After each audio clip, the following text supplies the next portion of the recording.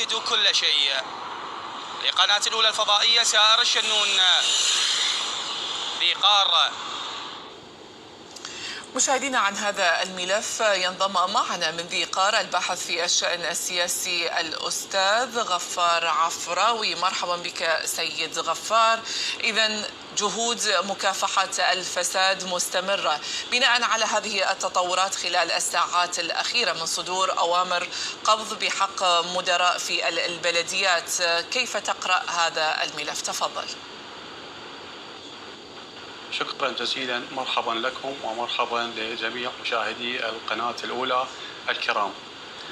نعم، هذه الصولة هي امتداد لصولة الفجر الكبيرة التي انطلقت قبل أكثر من شهرين تقريبا من قبل السيد رئيس مجلس الوزراء السيد علي الزيدي.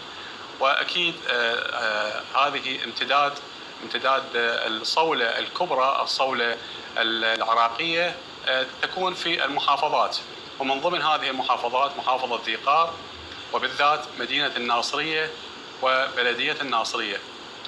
كما يعلم جميع أبناء محافظة ذيقار طبعا ومدينة الناصرية بالخصوص أن هذه الدائرة هي مليئة بملفات كثيرة من ملفات الفساد المالي والفساد الإداري، وهناك كثير من الشكوك والأمور المريبة التي كانت تحوم حول هذه المديرية الدائرة من مدراء وموظفين.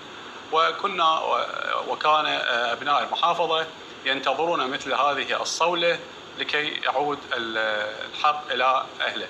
نعم.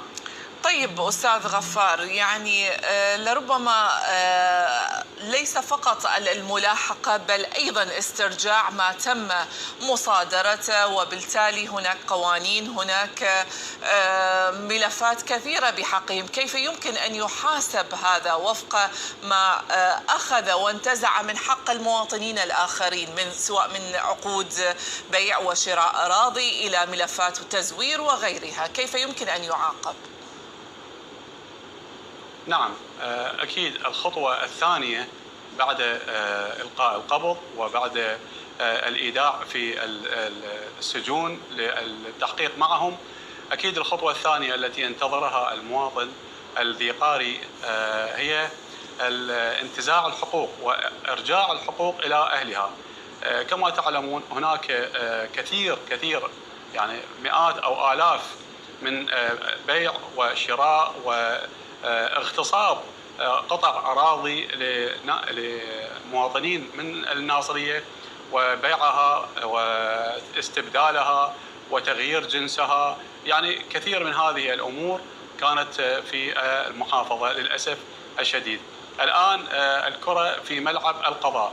القضاء هو من يحدد العقوبة التي تنتظر هؤلاء، وننتظر ونتمنى، وأكيد ثقتنا جدا عالية بقضائنا، قضاء العراق النزيه وقضاء المحافظة الذي لم يألو جهدا في ملاحقة الفاسدين.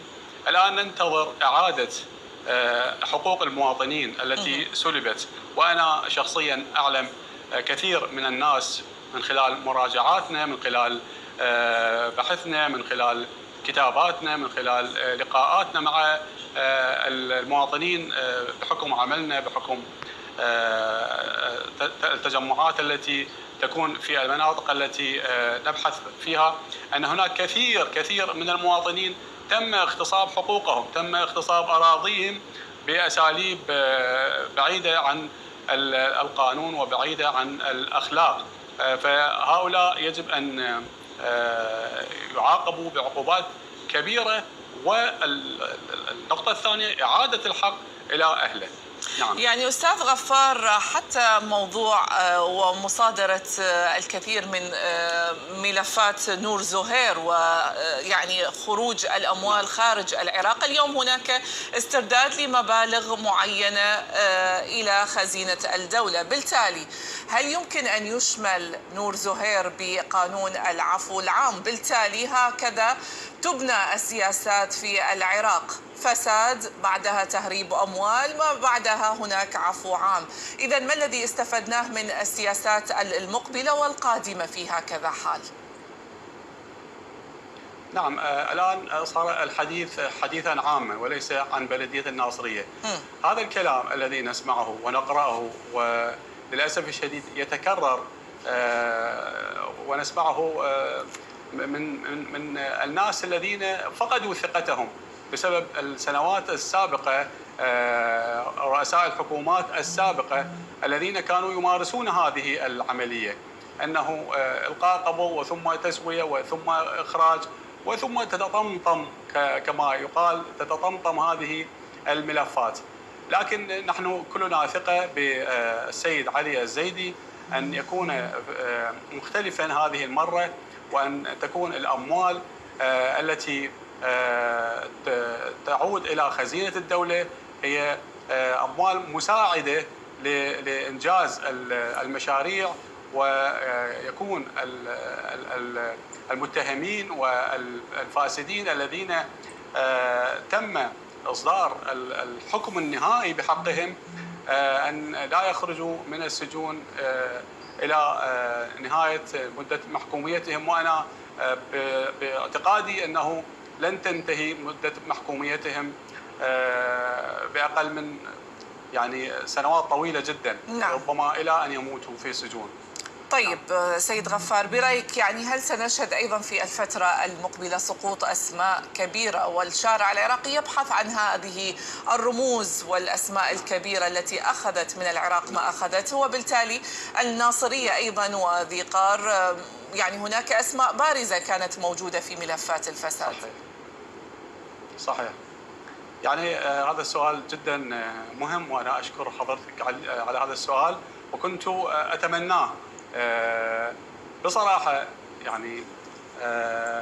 أستشرف وأبشر العراقيين أنكم سترون رؤوسا كبيرة ستقع، وسترون حيتانا من الحيتان الكبيرة جدا ستتهاوى. أبشركم أنه لن يكون هناك مستثنى كما قال. على ماذا استندت سيد غفار؟ ما هي الاستنادات والضمانات على ذلك وأنت تبشر بهذا الملف؟ نعم، هناك استنادين. الاستناد الأول هو مادي محسوس، أنه هو تصريح السيد رئيس مجلس الوزراء علي الزيدي. الاستناد الثاني هو قلبي، وأنا دائما أستفتي قلبي في الأمور. قلبي يقول أن هؤلاء لن يكون لهم مكان في العراق الجديد. إن شاء الله لن ينتهي عام 26 أو منتصف 27، إن شاء الله ستتهاوى رؤوس كبيرة. وأعتقد أنه قبل ساعات من الآن تم إعلان عن رئيس كبير جدا مجلس النواب العراقي طالب برفع الحصانة عن أحد هذه الرؤوس وإلقاء القبض عليه. أستاذ غفار، الأمور لربما قد لا تجري في السياسة بما نستشعر فيه في القلوب للأسف.